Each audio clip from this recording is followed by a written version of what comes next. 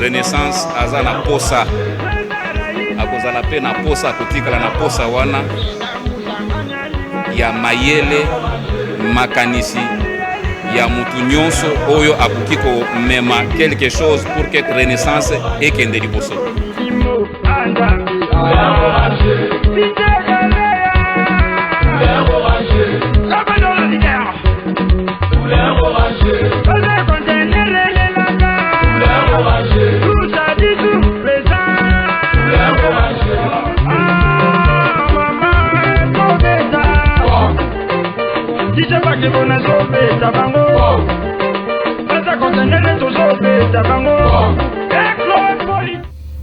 Voilà, bonjour tous les Rennais, bonjour tout le monde, j'espère que Bissot tout va bien par la grâce du Très-Haut. Tous les Rennais, vous êtes scotchés, branchés, en ce moment sur FM Télévision, Fondation Maloua TV. Vraiment merci tout le monde. Tous les jamais sans vous, tous les Rennais, bon, c'est le rendez-vous, il y a pourquoi Lelo, Potobeta Masolo, parce que Masolo est tellement ébélé, c'est tellement ébélé, dans le club Nabiso, le FC Renaissance du Congo, ASBL, faut te préciser bien. Hein? Vraiment, merci infiniment dans l'équipe. Nous avons une équipe de base, titulaire. Titulaire à Masolo, donc équipe de base, merci infiniment. Donc, il y a un autre toujours dans la pointe. Fernando Torres, Toza à la base, il y a Gelor Mouya, Bamasta tout, oh Toza Kuna, na régie, merci pour notre travail à Makas oh Tosala à travers notre émission Fibo Nouvelle Vision. Merci infiniment à double maître, Piné à train. Ah, Nzambe na ngai. Ennemi, il y a le côté de la vérité tes attentes. Il y a un temps pour chaque chose. Chaque chose a son temps et chaque temps a ses hommes. Merci infiniment. Na président Willy Kinembe, Aigle Royal. Sénès Mobimba, merci. Vraiment merci. Pour Moussala Bossala, tous les vrais, tous les jamais sans vous. Merci infiniment. Bossona Fibo, hein, intégralité et Moussona Bisso. Bossona Fibo, comme d'habitude, n'est toujours aux Alaka. Yannick Louke Adem. Talarayo, vraiment autorité morale, Papa Tomi, merci. Maman Saboué Belé, Obinome, Prince Kassongo, Jean Tchumbu, Maman Sta tout bosé Belé, branché en ce moment pour la émission Nabino, Fibo Nouvelle Vision. De retour, Tadem Moulou de retour. Donc, on est ensemble, la famille. L'actualité est tellement belle, au photo développer, photo lobela, toujours comme d'habitude. Le long, nous avons un président Papi Kitoubi là. Avec le président Papi, nous avons analyse par rapport à l'actualité, par rapport au parcours de l'équipe Nabiso. Semaine aussi ici le lot. Vraiment, donc, équipe marché, n'enganini, évolution, et l'équipe n'enganini, et enjeu. Il y a par rapport à Marmetali, assemblée, recrutement, parce que nous avons une phase de détection, et si là qui, si quoi cohésion et ligne banda makambezo kende na nenga propre pe na nenga bien vraiment to sola quand il y a ça bino to beta ma solo et vous allez bien président Papi bonsoir. Oui, bonsoir à Podikoko et naba tous les spectateurs nyoso bazolanda biso na moment on a banda kuna ba. Très bien. Président, semaine ezaki trop surchargé na makambu. Il y a équipe, l'activité est tellement belle, lundi passé, l'équipe est dans le stade de martyrs, pour nous communiquer, côté la bande en détection, côté la bande José Bango, par rapport il y a Moussala Nenzo Salema, félicitations à Côte Pichumanza, équipe technique Mobimba, staff technique Mobimba, on va accompagner l'équipe Nabiso, Renaissance du Congo, ASBL. Le jeudi, l'équipe est dans le stade de martyrs. Deux sorties, on a d'abord dans le Liboula Mounene. Au jugeant comment est-ce que évolution est allée, oui ou non? Oui, merci beaucoup à Podi Coco.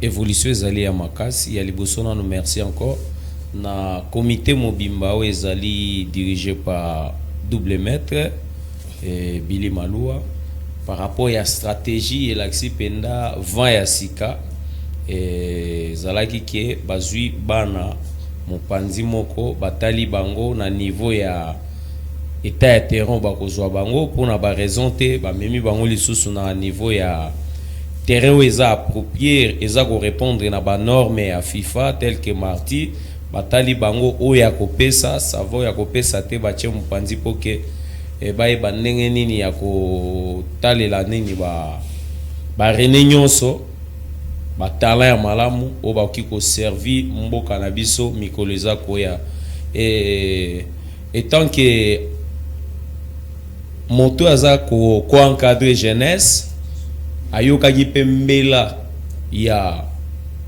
président de la République Otto Bengi Fachi Beton par rapport ya situation et état de lié ya football congolais niveau ekiti yango monique maître Billy Maloua betaki sete makasi ya koyebisa staff technique batalele bana ya mboka oyo lobby il faut ba aider équipe nationale d'abord ya chant et puis équipe nationale ya A.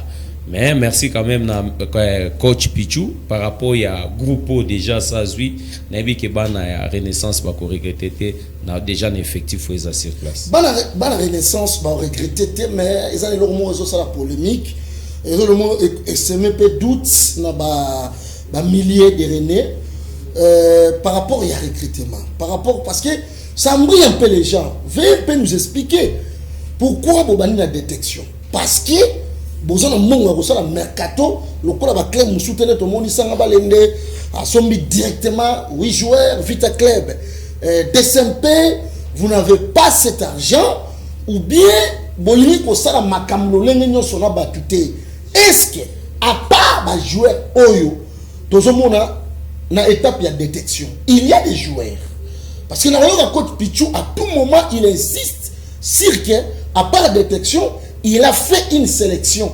Il y a meilleur Pefkin, il y a meilleur, il y a Ligue 2, Ligue 1, une équipe, à part l'équipe, il y a détection. Est-ce qu'ils ont les moyens qui mêlent là sur le plan local parce que vous n'avez pas de l'argent, il y a des sommes internationaux, ou bien c'est quoi?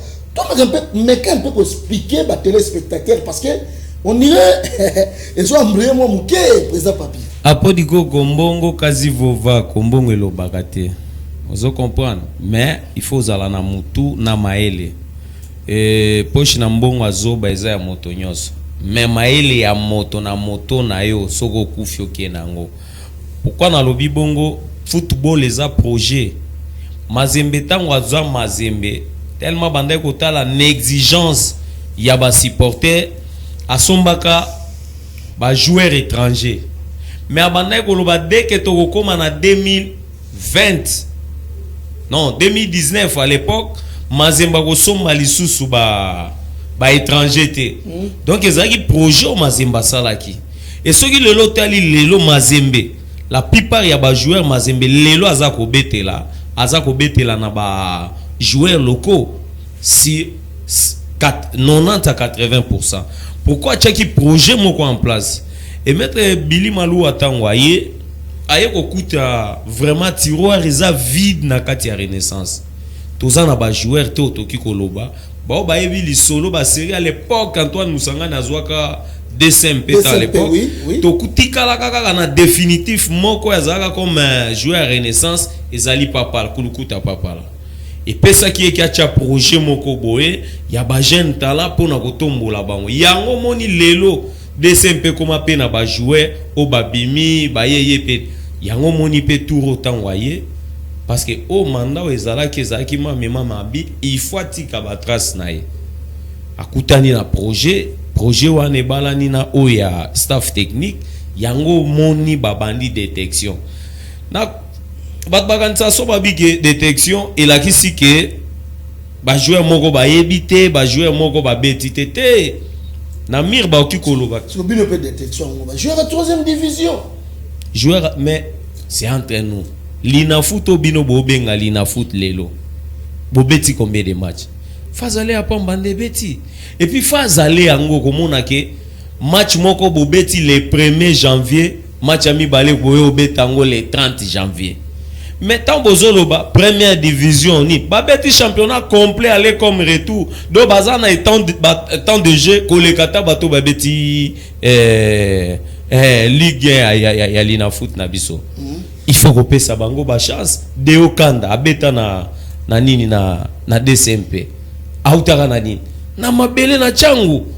Bon ezande po bon badwa komi ko bossa na histoire mbangu apo oyebi soko lingyo yeba kizengi tikele fufu okoyebe na tangwa matabis okosombe kolo moka chelo 4 kolo comme matabis bamambo nyonso toyebi yango mais passeporter bazala kimia projet na biso ezoko kisama kala mingi te balobaki te staff technique na comité bazali na raison. Est-ce que en dehors il y a détection, il y a des joueurs Oyo Renaissance à cibler par exemple pour parler là solo, est-ce qu'il y en a?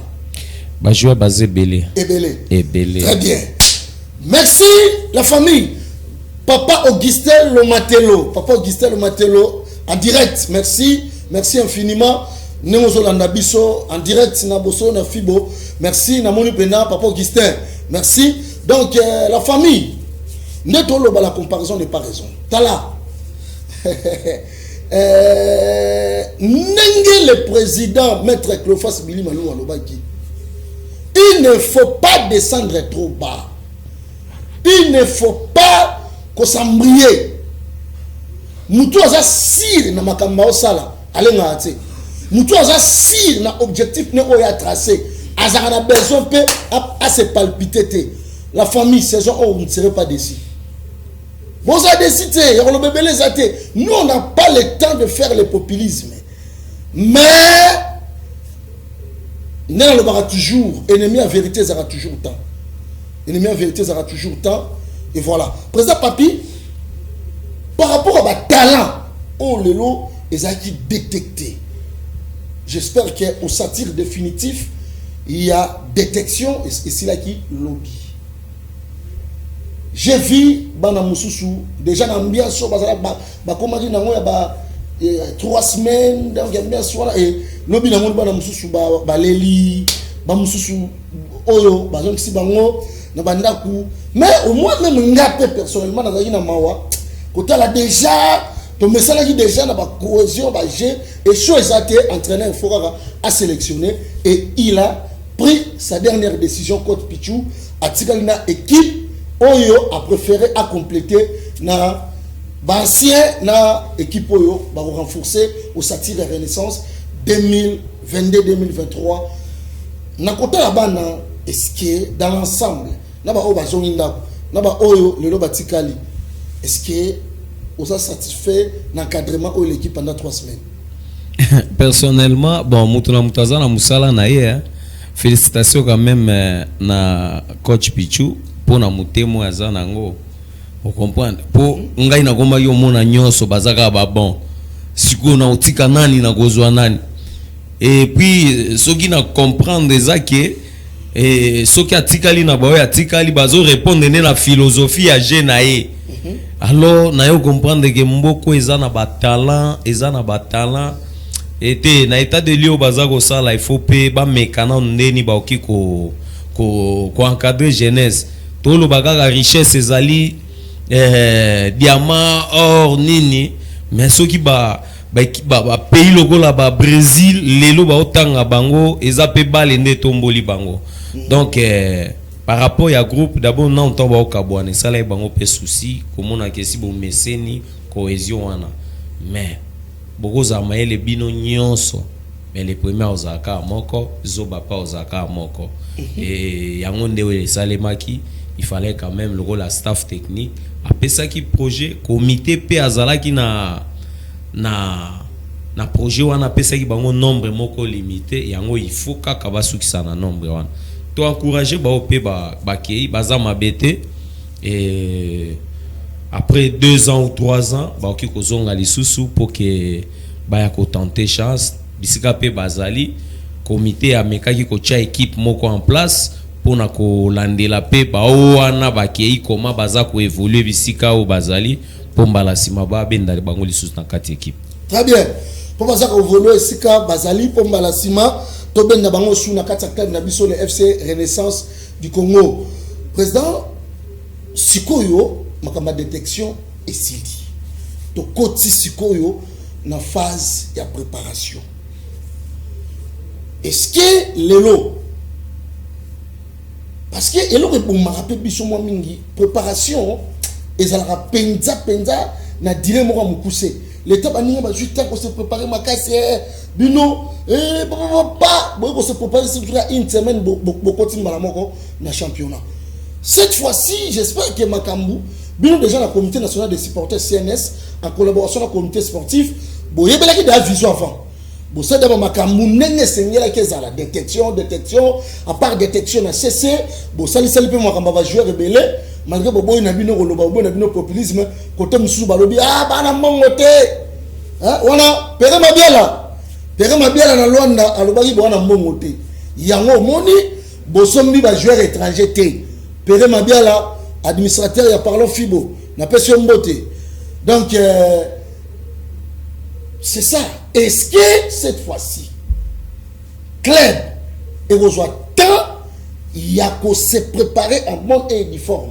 C'est-à-dire, club et vos éloigné, bah, quelle préparation? Est-ce qu'il y aura des matchs amicaux où il y et permettre à ba coach de comprendre l'équipe ni ba démarrer dans la saison il y a Ligue 1 2022-2023. Aussi les phases où on a détection. Moi, tamo réseau zoama ya 2 ou 3 jours pour que tokota na phase mususu. Alors pour la préparation, on dit ngai nazaki piken mais effet balobaso fandi bazoba il faut bata mwana zoba bazoba moko po bozobe kokan. Bato mayele pe il faut bata mwana muta mayele po ba mayele kokan. Et comme étant mususu na ina loba boko kaka français ou non lobby maître Billy Maloua non il ne faut pas descendre trop bas. Ah mais président tout ça ne faut pas descendre. On se comprend. Or na comprendre oui c'est que a ils ont des systèmes à kung fu au beti gauche au bombi droite. Voilà. Donc ça va na PCP raison. Na PCP raison pourquoi ils ont un bilogo mususu bat babana oganga moni na makambo eza kota kuna bimakate kuna basalakate obike ngai pe makelelo ane bangisa enga na epa na mete tala boya singa malembe meto sotaki singango yango to lobake bazala kimia après avoir comité zo réfléchi comme na staff technique comment deuxième étape ekozala pour na kosangisana ba ancien pour na kosangisa pena bato ba eki comme ba invité après wana kokanga sikoyo équipe wesilika gate voilà ba invité bazali ba ancien pe bazali na équipe okobeta pona ki ancien te. Très bien. Il faut yo pe niveau na yo ezala likolo ya o ba détecter. Voilà. Niveau na yo ezala likolo ya o ba invité parce que faut ba réduire encore nombre. Mais ce qu'on va côté là que yo za ancien mais mutumo ba uti ko zo eta msu yo zo lo bagena na parc mazan likolo ya ancien. Vous comprenez? Voilà. To kofanda te pona ki ancien.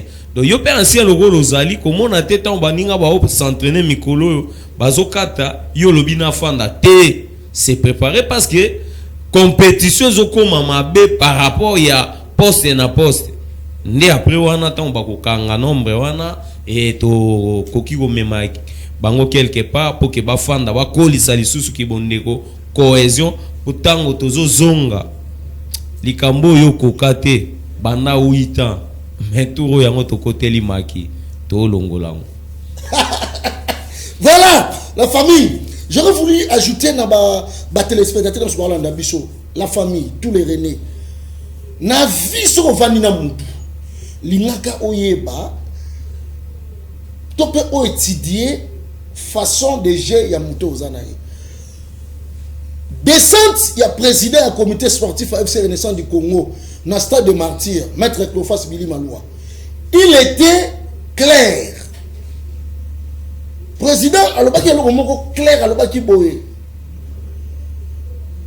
toza na temps ya ko traîner te toza na temps pe ya ko kita trop batte toza pe na temps ya ko kota na ba débat inutile te la famille tala ba jidaka mula moto na photo passeport te vous comprenez na yebi que cette fois-ci bino ba rené boza très exigeant par rapport à l'équipe Nabino. Vous allez calmer. Comment tu me bête à raballe? Non, c'est rapport à la candidature. Président, le lot, par rapport à ma supporters, et bien, il est content.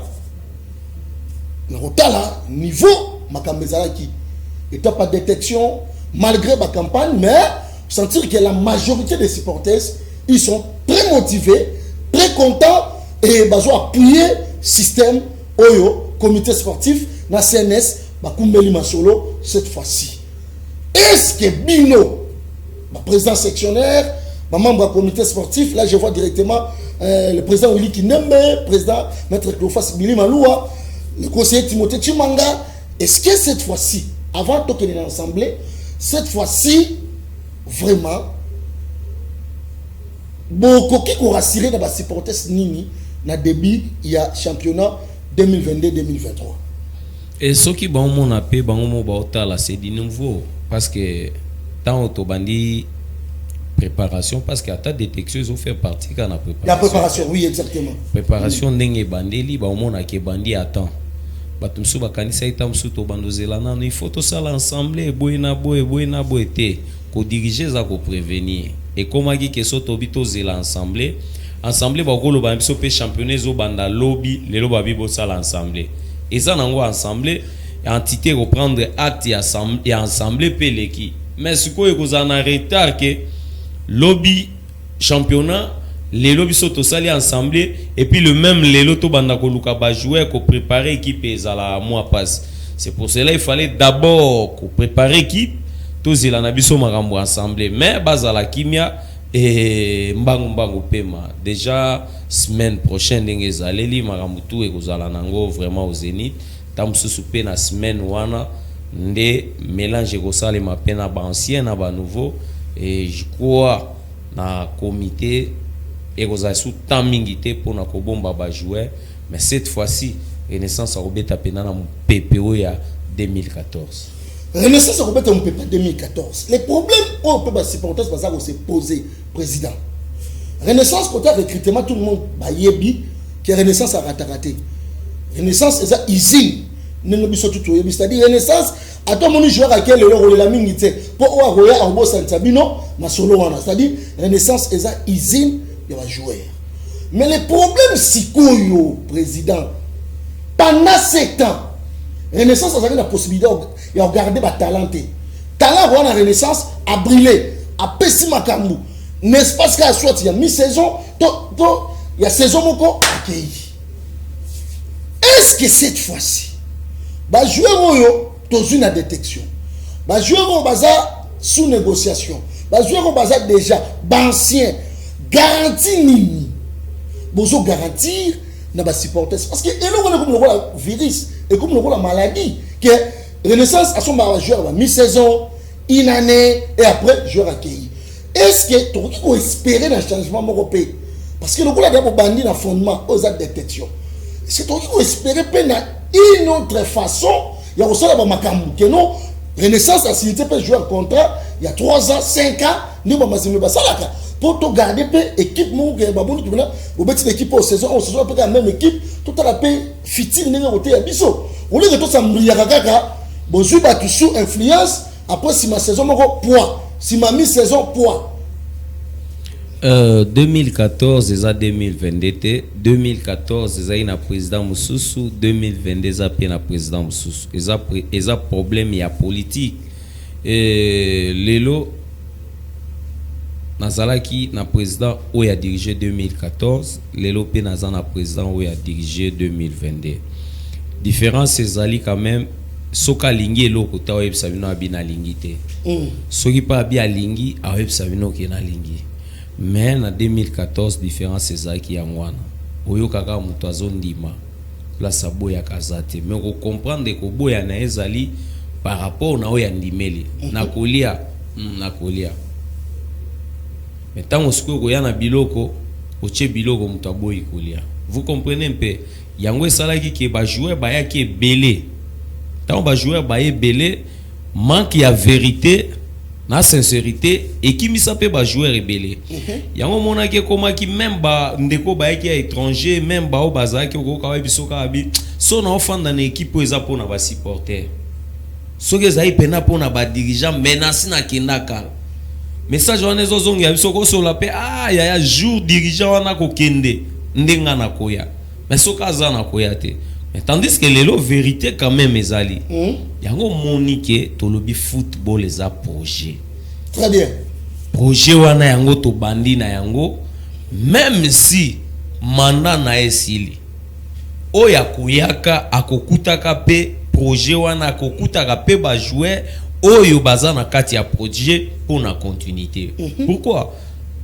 osotala ke otiki remise et reprise mes joueurs azate mais équipe ezane équipe eza ba jouer mais tant équipe eza tango fort na vita oui dans alongaki atira pe ba jouer oui mais notre ancien président depuis 2014 ti a eko tikela ba ndeko nae joueur ni na tiki azate on se comprend parce que projet na politique ezala ki ya mabe yango monique soko sentir ata aigle Willy Kindembe omona quand même akomi pena azali président ba supporter azali otambo aloka nde biso ba supporter tozaka fibo mais on senti pena komi na politique biloko so za pena mais président to sa président Tony Tolo to boa keloko on se comprend et fait akofanda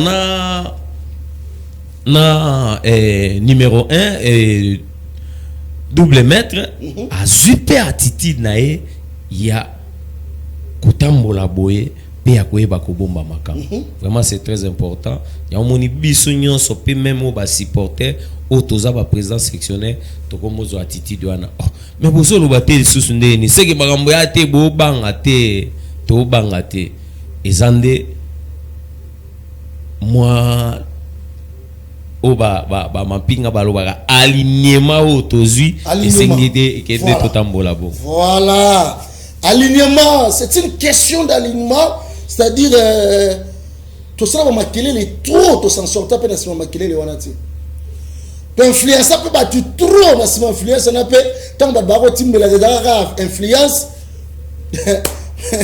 et si m'a pératé mais est-ce qu'il faut continuer dans la ligue wana est-ce qu'il faut continuer dans le système ba maquiller les belé d'influence les belé et après à un moment donné tu comprendre que ça na ngo influence ti bandeko ba René alelo eza sous ba René ba ko sakate René alelo sous René boko betela ke ba masolo ya ba nostalgie té René a besoin à palper réalité et la réalité c'est la vérité et la manière de faire les choses. Après digo oui président oui président ezana papa moko azaka na Goma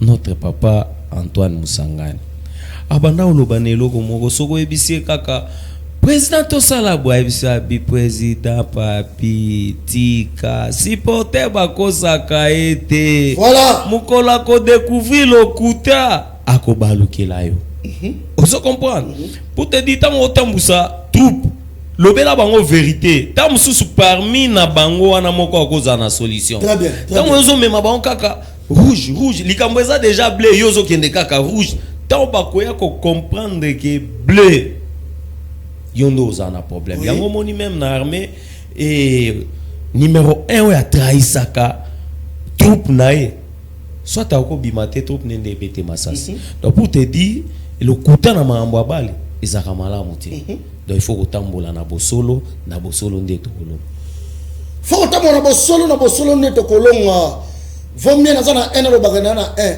kena bisa batu kena na 10 pour jour 0 olongwa batu ba comprendre que na zana ni na 1 mais na 2 fois nde 0 batu donc tout ça la honnête na auto sala et eloko esepelisa ngai honnêteté oyo comité sportif et ça envers l'engagement au bas lelo parce que baoboya kosala makambo sous influence bazoboya kosala makambo sous ekendaki ezongaki te baosala makambo avec honnêteté, avec assurance, et que lobby supporters à la liste sous décidé n'engue un message pendant des années cause à la déci. Donc c'est ça.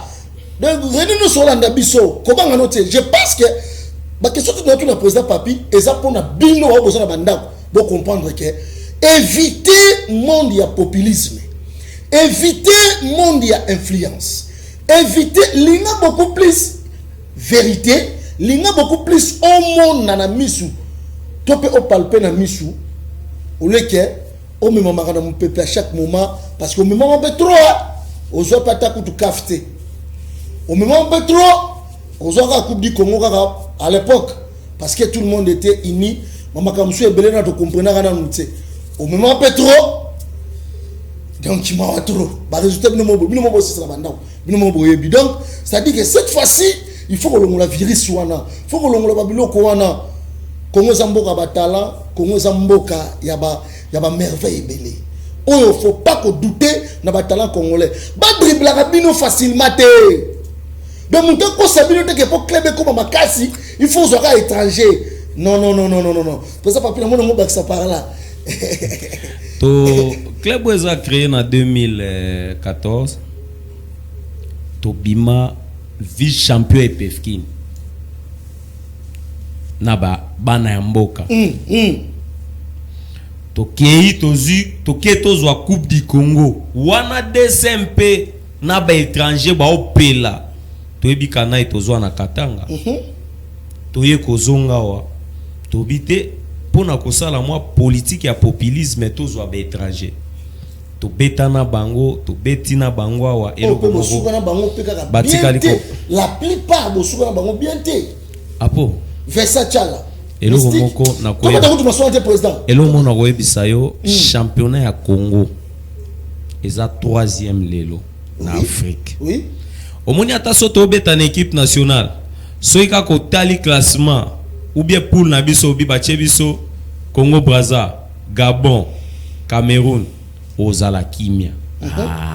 Congo Brazza na gagné. Malgré ba le tanga te yo moko za déjà na moi assurance moko avant match mais soika ba biso babi bacheli biso Égypte, Maroc, Tamususu, Algérie yo moko loba oya tricage omoni ba poulo na tangeli parce que ça parmi ba club oyo championnat na bango pesa likolo voilà bango pene bazawa na so bache bango RDC baka RDC qui pour en ezali kolo ata entraîneur ka bandi ko absobi na comprendre kana no système de jeu équipe wana te yozo kanisa ke équipe wana nde ibenga betaki tango bakoyana aponda koyana ngo ayena ba joueur mususu ayena système de jeu mususu donc ezo compliqué bani donc à ce qui concerne makambo ya ba étranger bon to lobi te ba étranger pour na ko bebisela wa musala po biso pe to na ba joueur ou ba obeta en étranger mais il faut quand même ko luka ke loko eza na sena yo te faut ko luka loko eza likolo na yo on se comprend donc ce qui ko somba to kotala Algérie mais situation toza nango d'abord par rapport lelo na oloba na yo ezali prévu les 20 ans ba membre ya gouvernement ba kende na ba Congo pour état de lia marambo ya bale na biso ekiti alors eza na minute oyo ba poussi yango donc au pousse yango na likambo renaissance pesa na kati OK oui boyo yebite que renaissance lelo eza parmi ba club boyo et pesi ba joueur rebelle na 20 club na DSMP ta otoyaki tomatisa ki football ya Congo et feka ba bandaki ko beta biso ko kita moi ba contre wana et sali ke football esani ekita alors yango moni numéro 1 ya renaissance maître Billy alobini il faut d'abord tout organiser club so to organiser ka club na biso tozu ba jouer ya talent o tozu concurrence wana ego sala pe vita bongisa équipe na e deuxième pas bongisa équipe na e ego matsabale na biso et bana wana kaka bango tozwa bango na chan bango pe tozwa bango na équipe nationale et yo kozwa te ke joueur moko angolais ou abe obetse chan et simbate kozwa epete obetse na équipe A et simbate kaka bana biso voilà un peu par rapport ya vision yo double maître Zanango pour l'avenir à football et à jeunesse à Congo. Voilà, vision double maître Zanango pour l'avenir à football club Renaissance ASBL na football il y a République démocratique du Congo. Je pense la famille Toromina Souka entretien à Bisso, il y a Lelo président Papi, je pense que programme non lobby phase de détection c'est là qui lobby, moi pose il y a des jours. Oui, il pose il y a des jours. Et après équipe après activité pour reprendre jusqu'à ce que Marambu et zo kendelele Maram ensemble et za toté. Ah papa. Assemblée zali déjà la semaine au kota pour le déjà tous samedi semaine ici semaine au kota déjà bako fixer moto na moto pour bongama ndenge ni to kende ensemble do wani zana openda marambo ya makasi penda esuste wa makasi zalaki ndepe détection pe préparation ya équipe donc assemblée de comme makasi te wa makasi qui détection na ba plan aux mise en place pour la préparation l'équipe na biso le FC Renaissance du Congo. Moi le basuka pour entretien lelo. Merci beaucoup d'abord on appelle merci na président Willy Kindembe pour l'encadrement na tous les présidents sectionnaires oyemoko numéro 1 double maître abenga rabiso ba député na sepeli quand même na discipline là il faut tout le barama mabete il faut beau féliciter rapper mama par rapport il y a ordre ezaki par mais tango recruter mes ko salema et mutu na mutu penda zaki ne sika na ye pona ko sala musala na ye. Merci quand même na staff technique pour na quand même groupe OP Bosali et na ebike tina suka dans l'ensemble ndeto kolonga na pesi bande ko nyonso yo bazali na bosolo na fibo et puis na groupe na biso tozalaka na yango pe ba président sectionnaire nyonso bambote bisika bozali. Très bien, j'espère que la famille Tokomina Souka, il y a émission na biso le Fibo Nouvelle Vision, c'était beaucoup plus pour sensibiliser, pour moraliser, pour faire comprendre na bino à jamais sans vous qu'il y a un temps pour chaque chose. Tala, mutamaye le so osaka lecture à makambo comprendre déjà qui est qui. Qui est qui et qui dit quoi. Ah, jamais. La famille, tous les jamais sans vous. Calme. Quand on est double maître le bien stade, ne vous rabaissez pas trop bas. Bozala, na confiance, l'équipe Nabino, n'a pas si merci ming na coach Pichumanza. Il a des faux à négliger, mais cette fois-ci, comité sportif fait sur confiance. Et tout le monde a connu Moussala. Tu dois sentir discipline, tu dois sentir Moussala.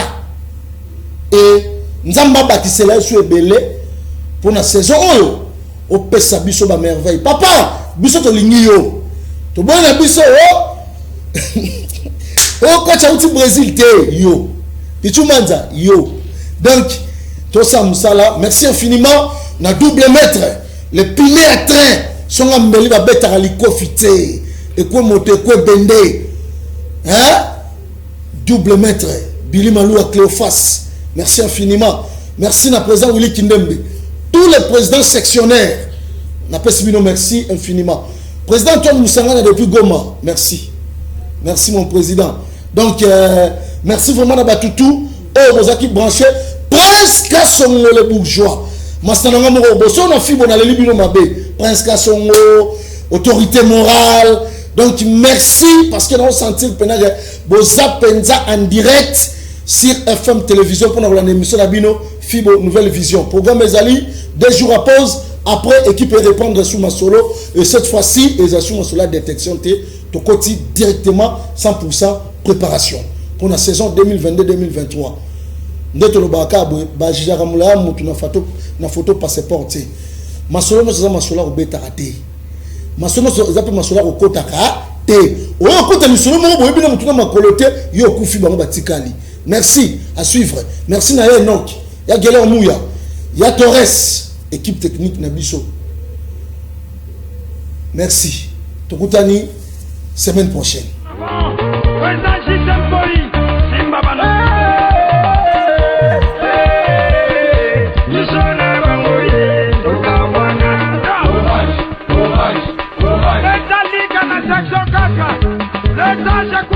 bayoka ekipe seti portere mekazali endambe ani pende bonae ulero wanje akana kuhutuba milimo andambe ulero wanje bijegelea ulero wanje kabadola digera ulero wanje kaze kontenere lelaka ulero wanje usadisu pesa ulero wanje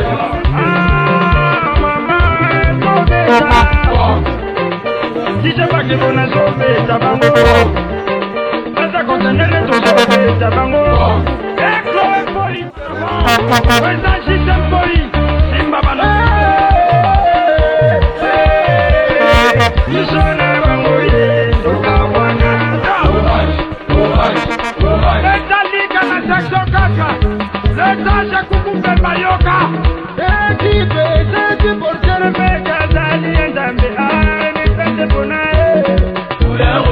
Akana kuhutuba milimo andambi ulero wanje bijegelea ulero wanje kabadola digera ulero wanje kaze kontenere lelaka ulero wanje usadisu pesa ulero wanje mama kobeta dice pas que vous n'avez pas ta bango.